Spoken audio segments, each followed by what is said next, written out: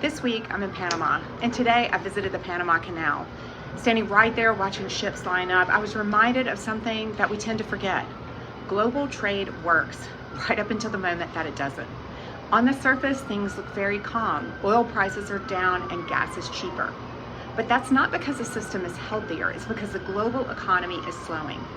Low prices right now are a demand story, not a stability story. Let's not forget that last year a drought slowed traffic through the canal, and before that COVID absolutely wrecked supply chains. Now we're adding risk again through deliberate policy choices layered on top of an already fragile system. In just the past few weeks, the U.S. has seized Venezuelan oil tankers, reportedly because of sanctions. Ukraine has targeted Russian tanker traffic in order to cut supplies off from Russian troops. Iran reportedly seized a tanker in the Strait of Hormuz. Different conflicts, same target, oil and global shipping. Energy and shipping are no longer just infrastructure. They are tools of pressure, and that exposes a much deeper issue. Global supply chains were built on an assumption of stability, stable trade routes, predictable energy flows, and consistent rules.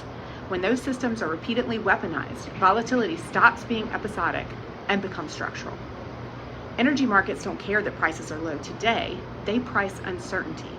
So even small disruptions can snap prices higher, fast.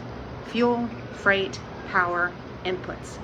Then it lands where the real impact is felt, and that's in capital decisions. Volatility slows growth. Executive leadership teams hesitate. Boards ask for more downside scenarios. Projects stretch, they shrink, or they quietly stall. That's why feasibility analysis and site selection now focus as much on energy exposure and geopolitical spillover as we do on labor or incentives. A site that works at today's prices can stop working quickly in a different environment.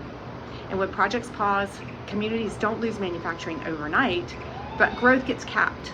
Expansions don't happen, job creation flattens, and we can talk about reshoring all we want, but factories don't run on strategy. They run on predictability.